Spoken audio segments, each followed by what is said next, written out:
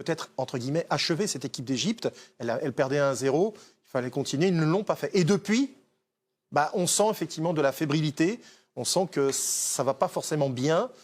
Et de commencer à Kinshasa, avec ce qu'on a entendu dans la coulisse, tout ça, là, toutes ces plaintes des Marocains, ça laisse augurer quand même des débats un peu agités demain.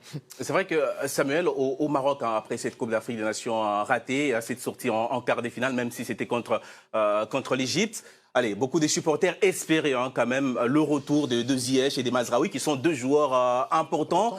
Allez, ils sont pas venus. Est-ce que vous sentez, quel est votre ressenti? Est-ce que vous pensez que c'est le bon moment, en tout cas pour la RDC, qui n'est pas sur le papier favori face à l'équipe du Maroc? Est-ce que c'est le bon moment pour prendre cette équipe? C'est pas que c'est le bon moment, c'est que c'est tous ces petits éléments, ils doivent s'accrocher dessus parce qu'ils n'ont pas grand-chose pour eux. Je veux dire, la RDC, ça fait un petit bout de temps qu'ils n'ont pas joué de match officiel de très haut niveau, donc on ne sait pas non plus eux où ils en sont. Donc effectivement, ils doivent s'accrocher à tous ces petits fragilités marocaines pour se dire, jour après jour, pourquoi pas, il se passe encore ça, il se passe encore ça. Et surtout qu'eux, ils se disaient, en fait, à Kinshasa, selon les dernières informations, voir le Maroc à la CAN contre le Gabon, qui n'a pas non plus été extraordinaire, face au Malawi, qui a souffert, ils se disent, peut-être qu'il y a un coup à jouer sans le retour des Ziyech. Non, mais eux se disent tout ça. Ils s'accrochent, Mais entre ce à quoi ils s'accrochent et la réalité, c'est pas devenu une si mauvaise équipe, le Maroc. Ils ont une désillusion, effectivement, contre l'Égypte, mais avant, ils ont montré des choses intéressantes. Donc, effectivement, leur confiance est peut-être un petit peu effritée. Donc, ça veut dire que la RDC gagne un petit peu de terrain. C'est un animal blessé, le Maroc. Voilà, mais ça va se jouer quand même sur le terrain. Et pour ce qui est de Mazraoui et Ziyech, on va dire, là, je suis d'accord avec Franck, ils ont déjà fait sans eux. Ils leur ont tendu la perche. Il l'a dit, qu'il l'a dit, on est passé à autre chose. Et tout le groupe est passé à autre chose. Parce que la Coupe du Monde, pour un pays... Mais c'est plus important que des éléments qui viennent ou qui ne viennent pas. Le Maroc, pas du tout fragilisé pour cette double confrontation? Je pense qu'ils ont quand même un avantage énorme par rapport à la RDC, outre le fait qu'ils ont une équipe de grande qualité, avec des manques offensifs clairs. On a vu dans cette CAN d'ailleurs que vraiment le Maroc, pour moi, ils ont une très très bonne équipe. Vraiment une très bonne équipe, mais... Offensivement, chaque match, ils avaient un mal de chien à faire la différence. Chaque match. Ouais. Allez. C'est très très gentil. C'est très gentil. On va donner la parole à nos abonnés grâce à Isaac Macaulay. Oui, il y a beaucoup de réactions, bien évidemment. On est très suivis en République démocratique du Congo. On salue d'ailleurs tous les téléspectateurs sur place. Et alors, pour beaucoup, c'est le moment de prendre le Maroc. C'est ce que nous dit Veil notamment. Ils doivent profiter du climat compliqué qui règne actuellement dans la sélection marocaine. Mais à contrario, il y en a certains qui trouvent que le Maroc quand même largement au-dessus, audace, le Maroc malgré tout supérieur. Et Majid nous dit, sans Ziyech et Mazraoui, le Maroc a montré durant la CAN qu'il pouvait avoir un visage séduisant. Il semble encore supérieur à la RDC, d'autant que ces derniers n'ont pas joué de compétition officielle, comme le soulignait Samuel. Il y a leur dernier match remonte à très longtemps.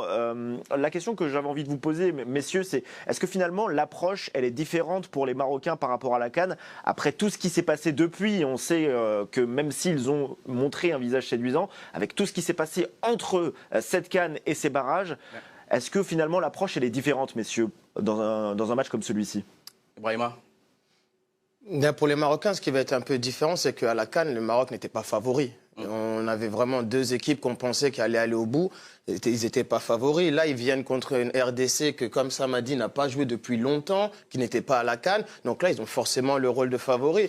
Et après, ce que je trouve un peu incroyable, c'est comment on arrive à se saboter, mais comment on arrive... Du côté marocain. Comment on en arrive là, entre une CAN, ok, ils ont fait quart de finale, ils auraient espéré plus, mais c'est pas dramatique puisque personne ne les voyait gagner. On est arrivé à avoir des joueurs qui veulent pas venir, alors qu'on sait déjà qu'ils veulent pas venir. Le président de la fédération qui annonce des joueurs qui, eux, font des communiqués où ils disent non, nous on n'a jamais dit qu'on allait venir, on vient pas. C'est se passer de joueurs importants. Le climat, en fait, ils ont réussi... C'est s'offrir une crise pour rien, quoi.